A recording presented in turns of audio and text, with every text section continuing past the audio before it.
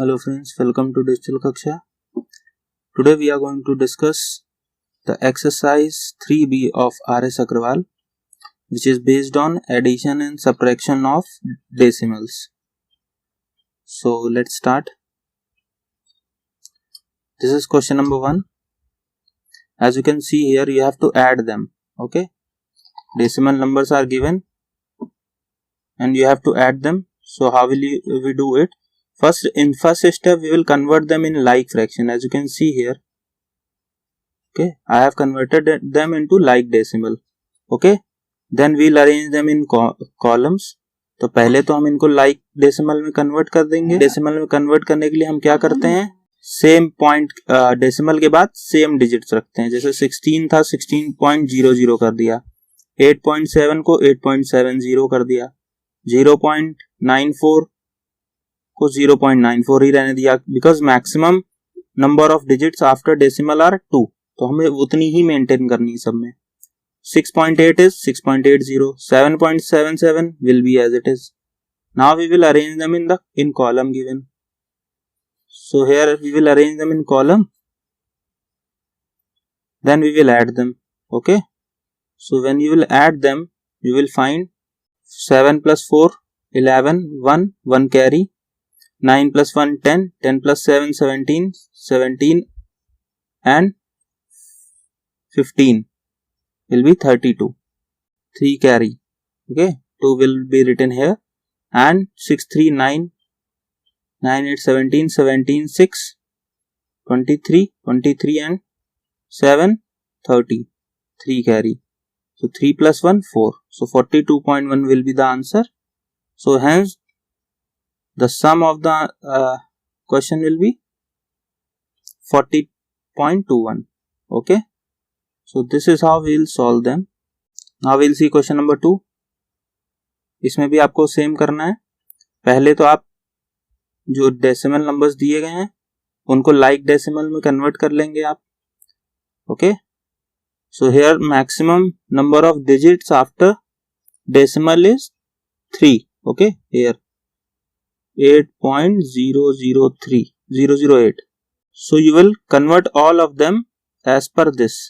So 18.600, 206.370, okay, 8.008, 26.400 and 6.900. So this will be the like decimals. As you can see here, it is given also. Now you will arrange them in column and add them.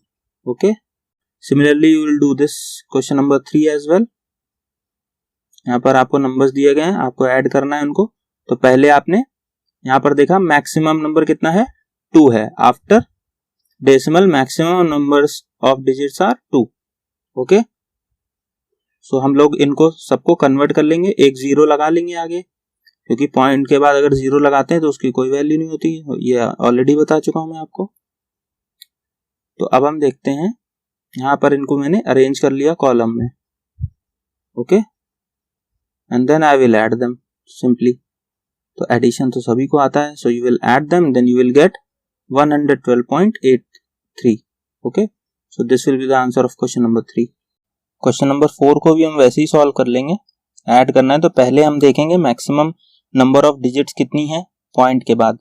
तो यहाँ पर point के बाद maximum number of digits हैं 3, 9.435. तो बाकी सब में भी हम नंबर ऑफ डिजिट्स 3 कर लेंगे, जीरो बढ़ाकर. जहां पर 2 है वहां पर 1 जीरो इंक्रीज करेंगे, और जहां पर 1 है वहां 2 जीरो इंक्रीज कर लेंगे. जैसे 17.4 will become 17.400, 86.39 will become 86.390, 9.435 will be as it is, और 8.8 will become 8.800 हो जाएगा.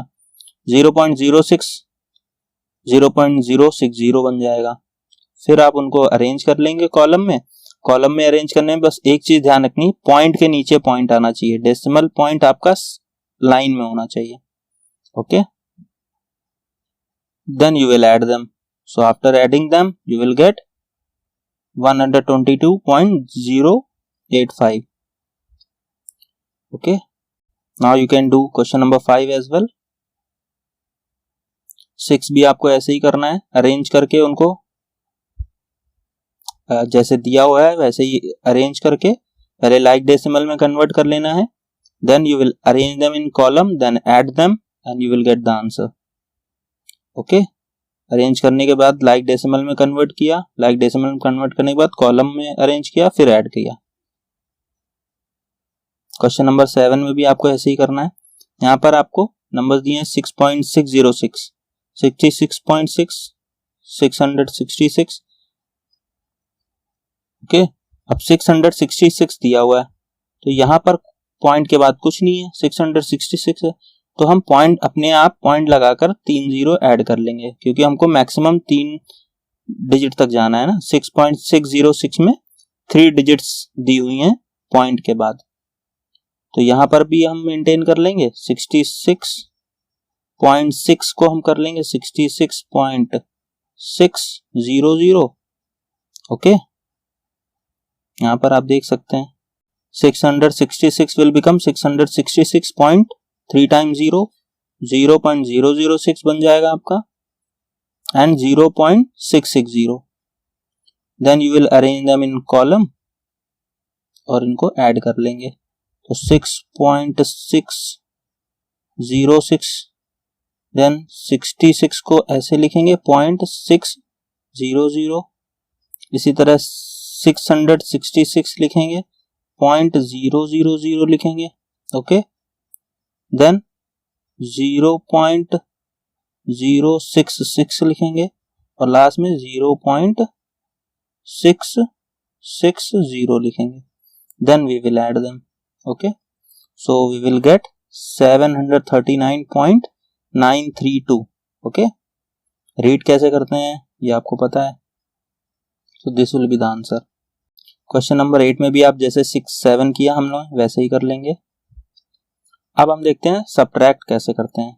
सब्ट्रैक्ट करने के लिए आपको क्या करना होगा, बस एक चीज ध्यान रखनी है कि फ्रॉम का यूज कैसे करना है। यहाँ पर आपको दिया हुआ है you have to subtract 14.79 from 72.43, इसमें से इसको सब्ट्रैक्ट करना है, तो बड़ी डिजिट को हम पहले लिख लेंगे 72.43। अगर वो अरेंज्ड हैं ऑलरेडी पहले से तो उनको हम अरेंज नहीं करेंगे लाइक डेसिमल में, अगर नहीं है तो हम कन्वर्ट कर लेंगे, नहीं डायरेक्ट सब्ट्रैक्ट करते हैं, अगर नहीं होते हैं तो कन्वर्ट करके करते हैं। यहाँ पर लिखा है 14.79, माइनस कर लो, 13 माइनस 9 4, 3, 13 माइनस 7 6, 11 माइनस 4 7, पॉइंट यहाँ पर आ जाएगा पॉइंट के नीचे, and 6 minus 1 5, so 57.64 will be the answer. Okay, इसी तरह से आप क्वेश्चन नंबर 10 कर लेंगे, क्वेश्चन नंबर 11 कर लेंगे। क्वेश्चन नंबर 11 में आपको कैसे करना है, बस 22 दिया हुआ है, फ्रॉम 22 है तो सबसे पहले हम 22 लिखेंगे और पॉइंट के बाद कितने जीरो हैं, 3 जीरो, तो 0.000 लिख लेंगे, देन वी विल राइट 13.876 और फिर सब्ट्रैक्ट करेंगे जैसा यहाँ किया गया है, तो आपको मिल जाएगा answer 8.124। Okay, question 12 is same as before, question 13 will be also same. Okay, question 14 भी सेम है आपको, बट यहाँ पर आपको रखना कैसे वो देख लीजिए आप, 5.05 4 डिजिट तक मेंटेन करना है, तो 002 ऐड कर लेंगे। ओके, फिर इसमें माइनस करेंगे 0.4678 को। ओके, माइनस कर लेंगे, आंसर आ जाएगा हमारा 4.5822। 10 माइनस 8 2, यहाँ पर बचेगा 9, 9 माइनस 7 2, यहाँ 4 बचेगा, 14, 14 माइनस 6 8। ओके, यहाँ बचेगा 9, 9 माइनस 4 5 और यहाँ बचेगा 4, so 4.5822। This will be the answer. 15 भी वैसे ही है, 8 है तो 8 के बाद आप क्या करोगे, 4 डिजिट है ना, इसमें पहले वाले में पॉइंट के बाद 4 डिजिट हैं, 8 के बाद आप 40 ऐड कर लोगे, ओके, यहाँ पर देखो दिया हुआ है, लाइक में कन्वर्ट कर लिया, देन उनको सब्ट्रैक्ट कर दिया। Question 16 is same as before. Now question 17 is given, take out 5.746 from 9.1। Question is same but here language is different ना। टेक आउट मीन्स सब्ट्रैक्ट करना, तो 9, so here you have to subtract 5.746 from 9.1। Same है, बस language थोड़ी difference है। Okay, तो पहले like में कन्वर्ट करेंगे और फिर अरेंज करेंगे और बाद में सब्ट्रैक्ट कर देंगे। What is to be added to 63.58 to get 92? Now in this question you can use two methods na. You can do this question by letting x as well and by this method as well. So in this question, what is to be added in this 63.58 to get 92? So you are adding something in this number to get this number. Okay, we'll take an example. What should be added in 4 to get 10? So how will you get the answer? 4 में क्या add करें कि 10 मिल जाए? तो आप बता दोगे 6 add करें। कैसे बताया आपने? सो आपने क्या किया, 10 - 4 कर दिया, that's why you got 6। Okay, similarly we will do in this question 92 में हम डायरेक्ट 63.58 को माइनस कर देंगे। ओके, सो हमारा आंसर आ जाएगा 28.42। ओके, सब्ट्रैक्ट करने पे। या फिर आप दूसरा मेथड है आपका, दूसरे मेथड में आप क्या कर सकते हैं, आप मान लेंगे let number be x, so you can write 63.58 plus x, add किया उसमें 92 आ गया, तो यहां से x की वैल्यू क्या आएगी, 92 minus 63.58, same, so x will be equal to 28.42। यहां से भी आंसर सेम ही आएगा। Okay, here you have to do what should be subtracted from this to get this. अब यहां पर नंबर कम हो रहा है, अब जैसे मैं बोलूं what should be subtracted from 15 to get 7। Okay, तो अब इसमें कुछ कम कर रहे हैं ना, क्या कम कर रहे हैं, तो ये कैसे पता चलेगा? तो पहला मेथड तो होता है या तो आप यहां पर x लिख दो, इक्वल टू ये कर दो, है ना, तो यहां से x उधर जाएगा, जब प्लस हो जाएगा और 7 इधर आएगा तो माइनस हो जाएगा, यानी 15 - 7 इक्वल टू x हो जाएगा, तो x विल बी 8। एक तो ये तरीका है, या फिर मैं क्या करूं, बड़े वाले में नंबर में से छोटे वाले को माइनस कर दूं। 15 में क्या सब्ट्रैक्ट करें कि 7 आ जाए, तो मैंने क्या किया, 15 में 7 को सब्ट्रैक्ट कर दिया तो मुझे वो नंबर मिल जाएगा विच इज 8। ओके,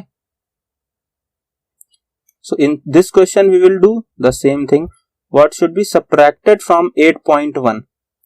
so 8.1 में माइनस कर देंगे हम 0.813 को, और यहां पर बाद में 8.1 में 2 0 ऐड कर लेंगे, 0.813, और इनको हम सब्ट्रैक्ट कर देंगे। ओके, या फिर आप लिख सकते हो 8.1 माइनस x इक्वल टू 0.813। अब यहां से x इक्वल टू आपका बनेगा 8.1 माइनस 0.813, वही चीज बनकर आएगी जो आप कर रहे हो direct. Okay, let's see question number 20। How much should this be increase to get this? Same way. Okay, language is different, इसमें क्या ऐड कर दें कि ये मिल जाए, वही तो बात हुई, इसमें कितना इंक्रीज कर दें इसको, तो इसके लिए हमें 60.1 में 1 को माइनस कर देंगे 32.67। ओके, 60.1 में 32.67 को माइनस कर देंगे, हमारा आंसर मिल जाएगा, आंसर विल बी 27.43। और you can do this question by letting x as well, 32.67 plus x equal to 60.1. So x will be 60.1 minus 32.67, and you can get the answer 27.43. by doing this method as well. Okay, I hope it is clear to everyone. Now we will see the last question of this exercise. No, this is not the last. After this is second last question. 21. By how much should this be decreased to get this? Okay, so here we are decreasing the given number. 74 को decrease कर रहे हैं ये आने पे. तो अब आपको क्या करना है, सिंपल आप समझ गए होंगे, या तो x मान के करें या फिर हम 74.3 में ही माइनस कर दें 26.87. बड़े वाले नंबर से छोटे वाले को माइनस कर दें. इसमें क्या माइनस करें कि ये आ जाए, तो इसमें मैं ये माइनस करके वो आंसर ले आऊंगा. That will be my answer. Okay, so as you can see here, so I have subtracted, I have got 47.43. okay, that will be the answer. तो आप आंसर कैसे लिखोगे, hence 74.3 should be decreased by 47.43 to get 26.87. okay, you will follow the same language as given in this question. Now we will see the last question of this exercise. Rohit purchased notebook for rupees 23.75, pencil for rupees 2.85 and pen for rupees 15.90. He gave 50 rupee note to shopkeeper. What amount did he get back? So Mohit bought a notebook,